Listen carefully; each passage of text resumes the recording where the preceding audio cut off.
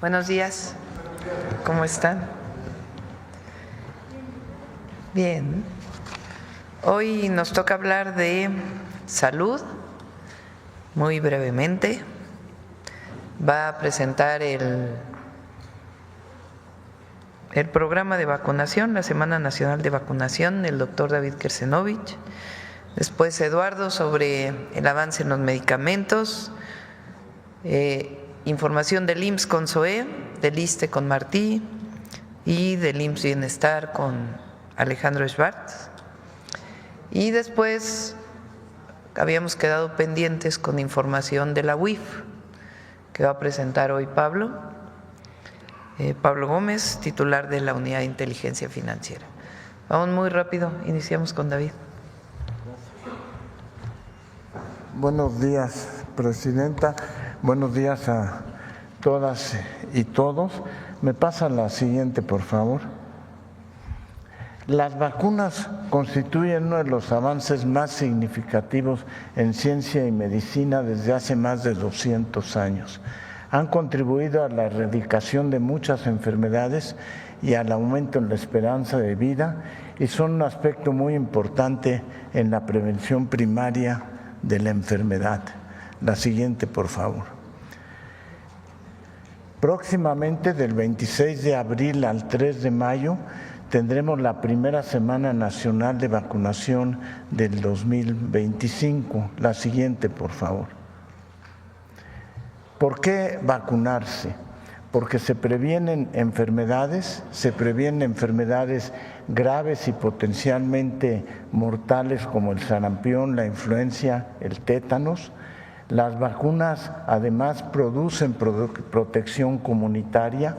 Cada uno que se vacuna ayuda a alcanzar lo que llamamos inmunidad de rebaño, reduciendo la propagación de las enfermedades. O sea, me sirve a mí y le sirve a mi comunidad. Las vacunas son seguras y eficaces y ayudan a reducir muchas de las complicaciones. La siguiente, por favor.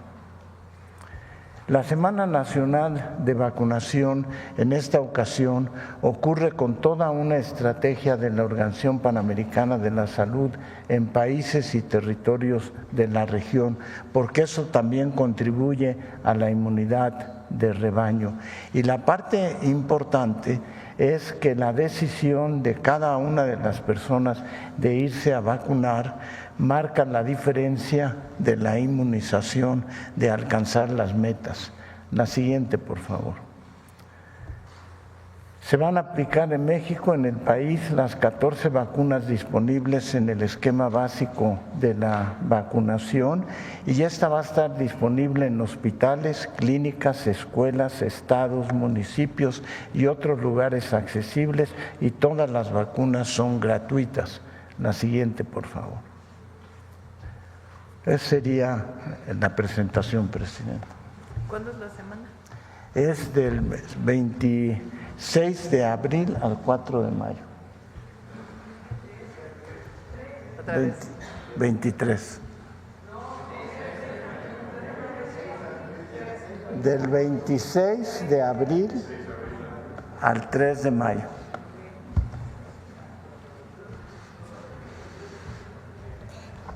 Presidenta, con su permiso, hola, muy buenos días. Les informamos rápidamente del avance de la compra y distribución de medicamentos e insumos para la salud en nuestro país. Si nos dan la siguiente, por favor.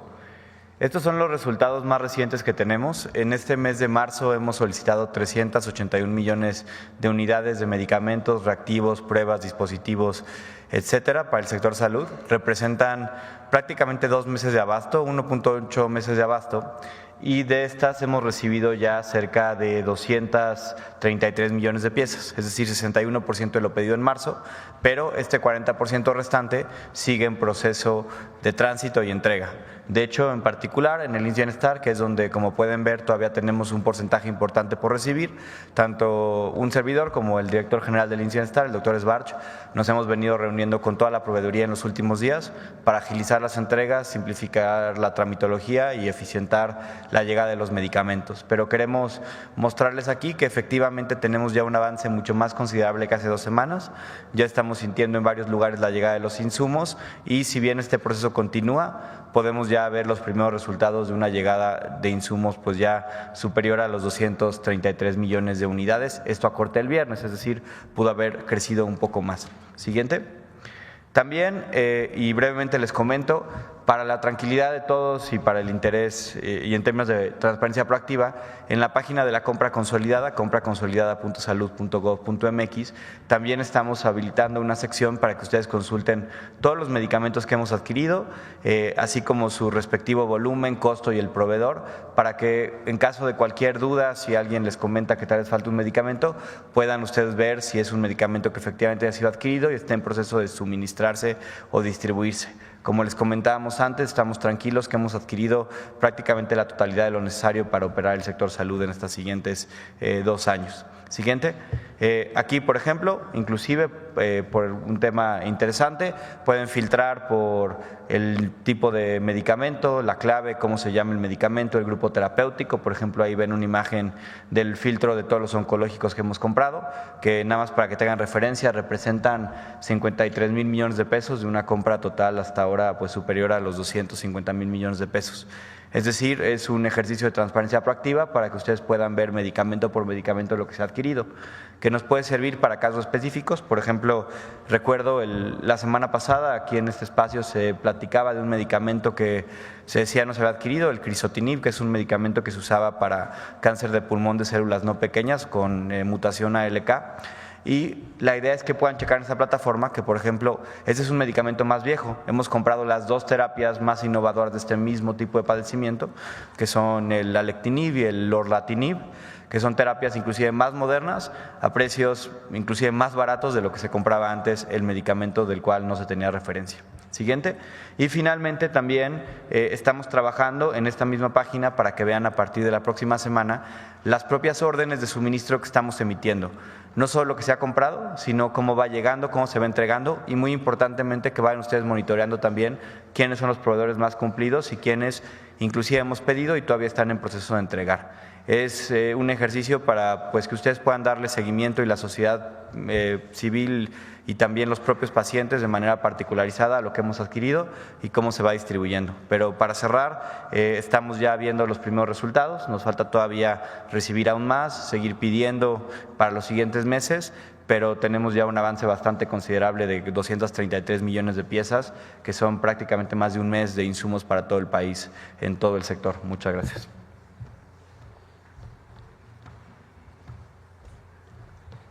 Gracias. Con su permiso, Presidenta. Muy buenos días a todas y a todos.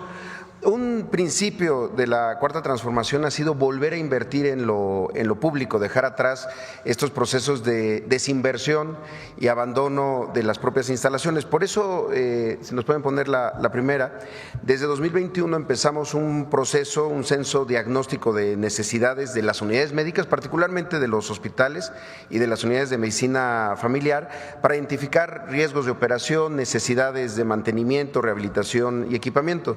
Y lo hicimos a través de programas específicos, evitando que hubiera múltiples y desordenadas intervenciones en las unidades del IMSS. Solamente para poner un ejemplo, el año pasado se concluyó todo el proceso de rehabilitación de la totalidad de más de 1,000 quirófanos que tiene el Seguro Social. Y lo que presentamos el día de hoy es el Plan 2025, enfocado en 8 programas y 1,990 diferentes intervenciones estratégicas que suman un monto total de 7,454 millones. ¿Cuáles son estos 8 programas?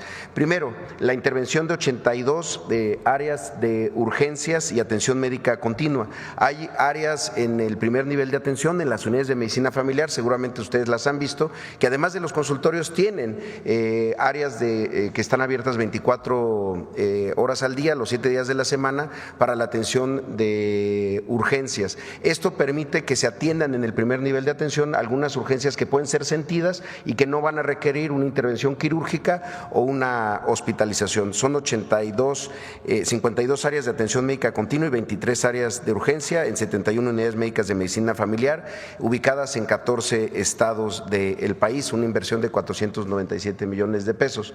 El siguiente programa es la intervención de 24 hospitales prioritarios en 16 estados. Son de la infraestructura que tiene más años y que durante mucho tiempo no se había invertido. Son 24 hospitales en 16 estados para trabajos mayores de rehabilitación, de instalaciones hidroeléctricas, aires acondicionados. Son intervenciones muy profundas.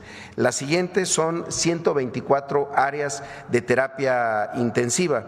En estas áreas son 28 unidades de cuidados intensivos neonatales, 16 pediátricas, 80 de adultos en 78 hospitales en 25 estados. En muchas de estas intervenciones, adicional a la rehabilitación completa de los gases medicinales, las tomas de oxígeno, todo lo que se requiere para que estén en norma, muchas veces también se ganan espacios en camas de cuidados intensivos que son tan necesarios. Esta intervención de las 124 áreas tiene un costo de 1.757 millones de pesos. Y una cosa muy importante, la presidenta Claudia Sheinbaum nos ha pedido seguir incrementando la formación de médicas y médicos especialistas para que en algunos años, cuando egresen, los podamos contratar. Esto muchas veces significa tener que intervenir en las áreas en donde llevan a cabo su formación, aulas, áreas de descanso para las residencias médicas. Por eso este año se están rehabilitando 469 áreas de descanso y 439 aulas para llegar a un total de 908 intervenciones de residencias médicas en 283 unidades médicas en 30 estados. Esto incluye, además de hospitales, unidades de medicina familiar. La siguiente intervención tiene que ver con 7 áreas de hemodiálisis directa, de la que se presta directamente en unidades del IMSS en 92 hospitales de 25 estados. Con esto nos permitirá también ampliar la capacidad de atención sin subrogación en las áreas de hemodiálisis interna. La siguiente, también una cosa muy sensible y muy importante, se están llevando a cabo para 2025 551 obras de accesibilidad para la libre circulación de personas con discapacidad. Muchos hospitales del IMSS, cuando se construyeron, no había todavía una norma respecto a los temas de accesibilidad para personas con discapacidad, por eso se están llevando a cabo en 179 unidades de medicina familiar, 231 hospitales y 16 centros de seguridad social, así como 11 guarderías. Estas intervenciones van a estar ubicadas en 23 estados.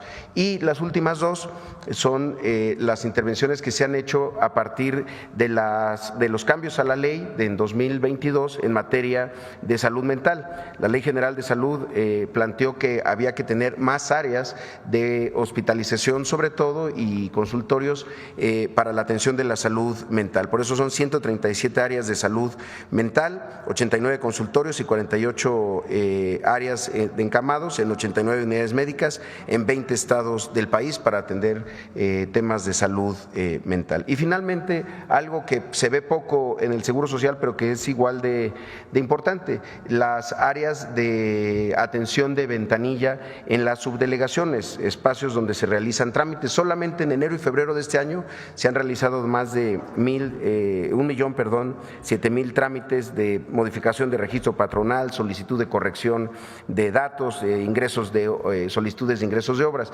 Aquí también se están haciendo en 54 inmuebles en 23 estados una rehabilitación completa, son todas unidades propias del IMSS. En suma, insisto, 8 programas, 1.990 intervenciones, y nos ha pedido la presidenta también seguir informando también sobre cuestiones de sustitución de equipo médico y también lo que estamos haciendo en los espacios para el abasto de medicamentos, y eso lo informaremos en las siguientes mañaneras del pueblo. Gracias.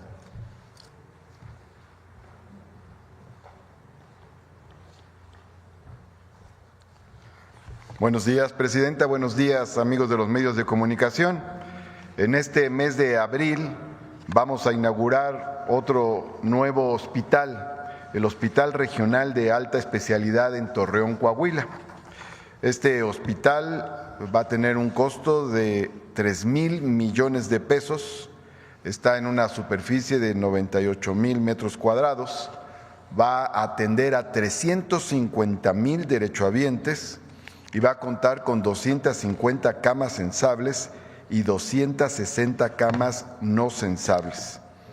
Va a contar con 44 consultorios de 36 especialidades, entre estas especialidades, psiquiatría, reumatología, gastroenterología, neurología, hematología, infectología y medicina interna, también oncología médica y oncología quirúrgica, ginecología y obstetricia, y neumología, ortopedia, traumatología, neurocirugía, nutrición, nefrología, y por otra parte va a tener un servicio especial de telemedicina para dar consultas desde el hospital de alta especialidad a centros de salud que se encuentren en la periferia del estado de Coahuila. Va a contar con varios servicios auxiliares de diagnóstico como rayos X, ultrasonido, mastografía, tomografía, laboratorio, banco de sangre, resonancia magnética, y va a contar también con los siguientes servicios auxiliares: hemodinamia, urgencias, endoscopía, diálisis y hemodiálisis, de igual manera quimioterapia, radioterapia y cuidados intensivos, entre otros. Muchas gracias. Buen día, Presidenta.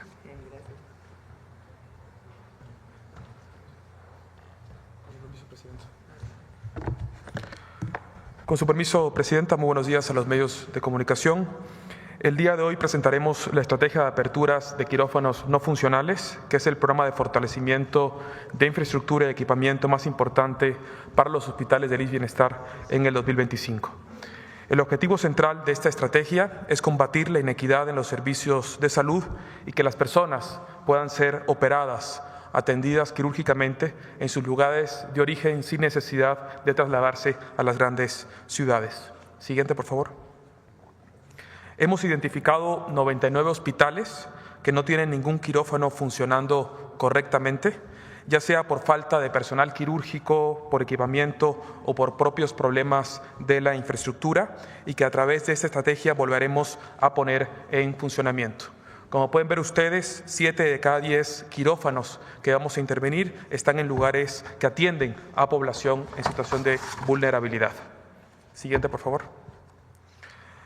Al rehabilitar estos quirófanos vamos a ayudar también a toda la red hospitalaria, ya que además de aumentar la productividad quirúrgica en cada una de estas unidades intervenidas, se va a reducir la saturación hacia los hospitales generales y hospitales de especialidad. Por otro lado, y esto es muy importante, mejoramos el pronóstico postquirúrgico, ya que la intervención se hace de forma más temprana. Además, esta es una estrategia eficiente desde el punto de vista de la priorización de nuestras acciones en salud. Por ejemplo, el Hospital Comunitario de Tamazunchale tiene equipamiento médico, pero nuevo, de hecho, pero no puede operar por falta del personal quirúrgico. Gracias a una redistribución de este personal, puede retomar la operación aprovechando la capacidad instalada del IMSS Bienestar. Existen otros 5 hospitales en la Huasteca Potosina en situaciones similares, y con esta intervención le quitaremos presión tanto al Hospital de Ciudad Valles como incluso al Hospital Central de San Luis Potosí. Otro caso similar es el Hospital General de Papantla, que cerró sus servicios de procedimientos quirúrgicos por no contar con aire acondicionado y que ya estamos atendiendo para retomar sus actividades. Así comenzamos con 3 hospitales comunitarios en la Huasteca, 2 generales en Veracruz, 1 en Chiapas, otro en Guerrero, otro en Tamaulipas y otro en Sonora. Reportaremos en esta Mañanera del Pueblo de forma periódica cómo va el avance de los 99 hospitales que estaremos concluyendo este año. La encomienda que nos ha dado la Presidenta es construir la red de servicios públicos de salud de nuestro país para que la salud llegue a todas las personas, a todos los rincones de nuestro pueblo, igual en la Sierra del Nayar que en el desierto de Sonora, en los altos de Chiapas que en el oriente del Estado de México. Con esta estrategia atenderemos a la población y lucharemos por garantizar equidad en el acceso a los servicios de salud. Si me permite, Presidenta, quisiera mostrar un breve video de las primeras 10 intervenciones que ya llevamos.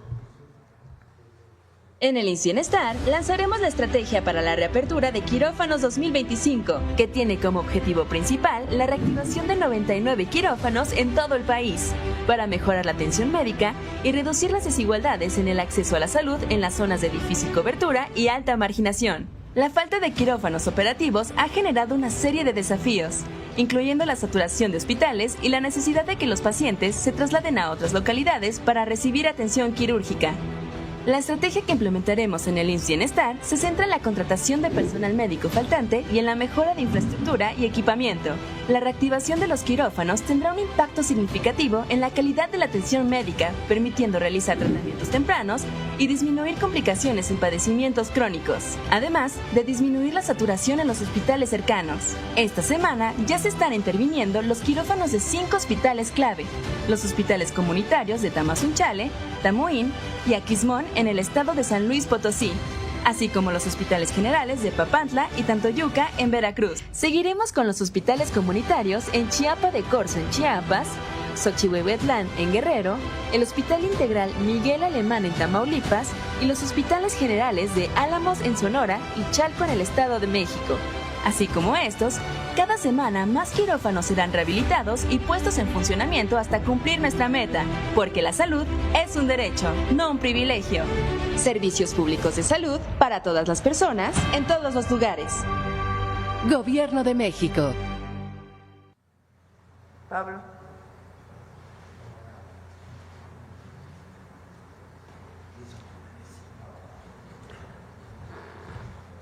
Gracias.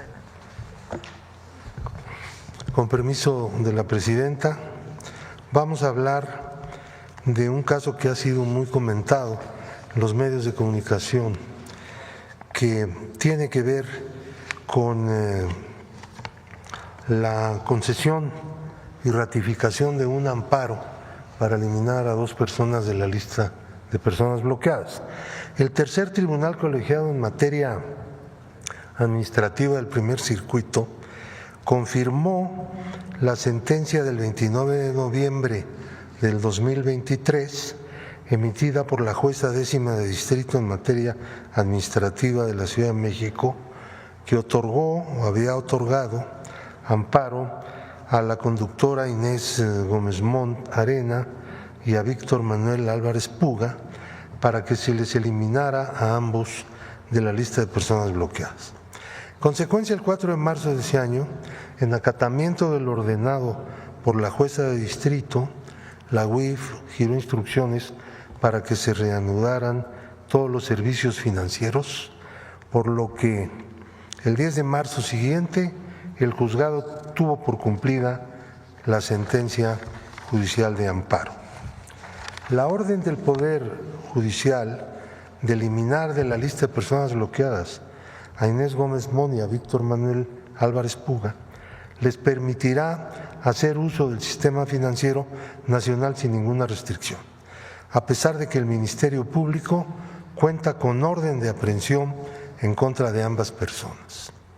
La lista de personas bloqueadas es una medida preventiva para suspender de inmediato que los recursos cuyo origen se presume de procedencia ilícita continúen siendo integrados en la economía nacional. Es una medida de protección del sistema financiero y de la economía nacional. La unidad de inteligencia financiera no realiza los bloqueos los hacen las instituciones financieras por disposición de la UIF al incorporar sujetos, personas físicas y morales, a la lista de personas bloqueadas. Esta conducta no es rara. De vez en cuando, algún acto como estos se hace algo escandaloso. Vemos la siguiente diapositiva. Lista de personas bloqueadas. Del 1 de diciembre de 2018 a marzo de 2025 se incluyeron en la lista de personas bloqueadas a 5.904 personas físicas y 1.911 personas morales, es decir, empresas. En total, 7.815 sujetos. Se han desincorporado de la lista a 910 personas físicas, 360 morales. Actualmente se encuentran en la lista casi 5.000 personas físicas y 1.551 personas morales. Total 6.545. Derivado de la incorporación de sujetos a la lista, las instituciones financieras han bloqueado 32,000 millones de pesos, 568.3 millones de dólares y 2 millones de euros. Como resultado de resoluciones judiciales, así como del Tribunal Contencioso Administrativo y de la UIF, se han desbloqueado recursos de acuerdo a lo siguiente. Les hago la aclaración. Una persona que es incorporada a la lista físico-moral tiene dos posibilidades de objetar esa incorporación.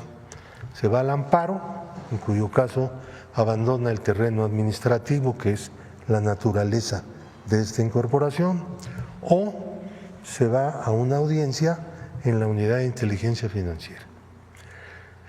En el caso del amparo pide la suspensión y los jueces inmediatamente la otorgan, la inmensa mayoría de los jueces.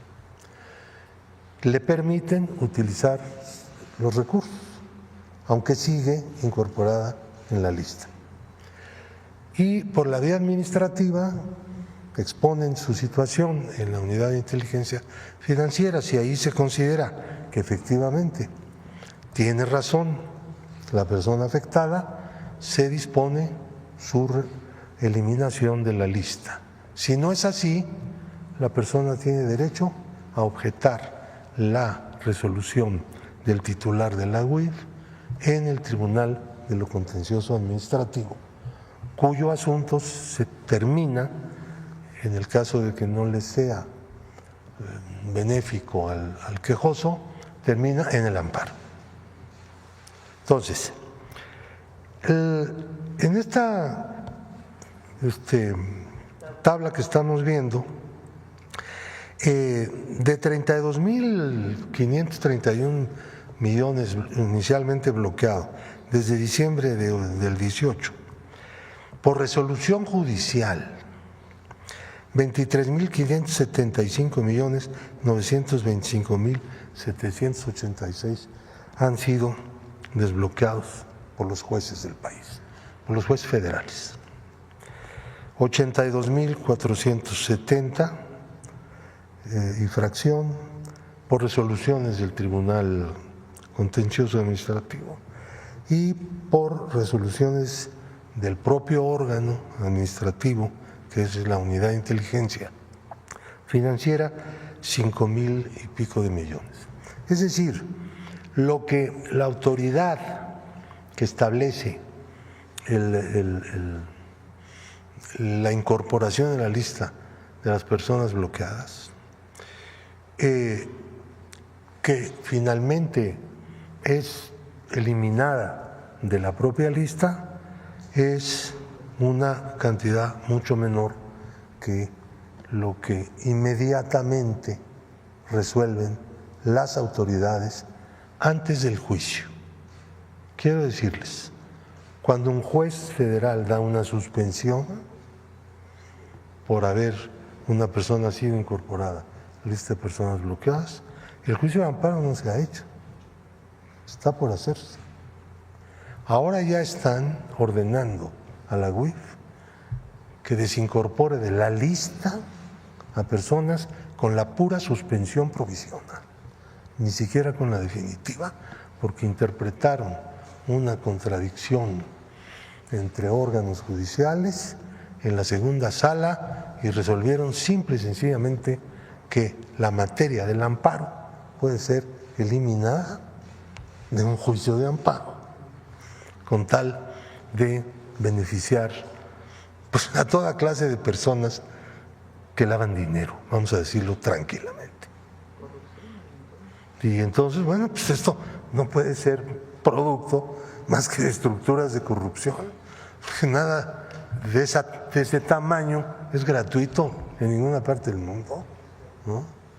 Una cosa es el error judicial o la mala interpretación de las leyes que hacen los jueces, otra que todos los jueces caminan, o la inmensa mayoría de ellos, mejor dicho, caminan por el mismo sendero. Entonces, lo que se ha venido discutiendo en el Congreso y también en el gobierno es pues, que nos dispongamos a hacer algunas reformas de carácter que ya se han demorado mucho, en el caso concreto del Senado, algunas reformas que permitan que el sistema de prevención de operaciones con recursos de procedencia ilícita y su persecución ante los tribunales como delito federal se ha fortalecido. En la cuarta ronda del Grupo de Acción Financiera se le señaló a México una serie de observaciones con el propósito de que las pusiera en práctica. De entonces acá algunas se han puesto en práctica. Ya vamos a la quinta ronda, este año empezó, y tenemos que apresurar el paso para poner al país al nivel de lo que es el sistema de inteligencia financiera en las mejores partes del mundo donde se realiza bien. Necesitamos eso. Somos un país que tiene una enorme frontera con los Estados Unidos, que es la mayor economía del mundo y por lo tanto el sitio donde más lavado de dinero puede haber. Somos un país que tiene un inmenso comercio con Estados Unidos. Somos un país en donde hay una gran concurrencia internacional de todo tipo. Somos un país que tiene un problema con el narcotráfico y la delincuencia organizada que tenemos que combatir. Y somos un país que está luchando desde hace ya varios años en contra de la corrupción. Y en todas estas cosas, el instrumento, lo que se usa es justamente el lavado de dinero. Entonces tenemos que ser un país que tenga un nivel en el combate al lavado de dinero y a la persecución de los delitos predicados del lavado de dinero, pues de la más alta calidad. Pero el Poder Judicial se ha convertido en el elemento más militantemente contrario al desarrollo del sistema de inteligencia financiera de México. Y eso no es justo. ¿Por qué no platicas del caso Gómez Montt? ¿Por qué se le congelaron el Gómez Montt fue acusado de una serie de fraudes, bueno, y su compañero, Álvarez Puga, en el sistema de prisiones. Se cometieron una serie de falsas obras, ganaron mucho dinero ahí, en ese lugar, de tal manera que pues la justicia las empezó a perseguir, ¿no? Cuando las cosas cambiaron, y entonces se fueron a vivir a Estados Unidos. Han podido eludir la extradición de Estados Unidos a México hasta este momento. Esperamos que las cosas cambien y ellos sean extraditados y tengan que enfrentar su responsabilidad ante los tribunales mexicanos. Por lo pronto, como medida preventiva, pues originalmente la Unidad de Inteligencia Financiera procedió a incorporarlos a la lista de personas bloqueadas. En este momento, sin juicio en realidad de fondo. No se da eso. Han sido incorporados, pueden hacer operaciones libremente en el sistema financiero.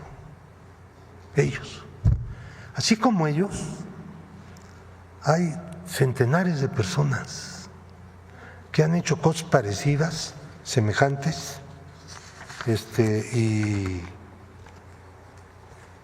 que son liberados por los jueces para que puedan usar de nuevo el sistema financiero. Así estamos. Gracias. Gracias. Bueno, muy breve, nada más para complementar lo de Pablo. Cuando hay evidencia en la unidad de inteligencia financiera de mala utilización de recursos, de lavado de dinero, lo que hace la UIF es congelar una cuenta. ¿Qué es lo que ha pasado? Que estas personas se amparan y en la suspensión, ni siquiera en el juicio de fondo, les liberan las cuentas los jueces. Estamos hablando de 35,000 millones de pesos. Una razón más para lo que va a ocurrir el 1 de junio. No voy a decir qué porque me va a sancionar el INE, pero todo el mundo sabe. Que no puede ser esta colusión y esta corrupción, porque no tiene otro nombre, de los jueces y de muchos ministros de la Corte.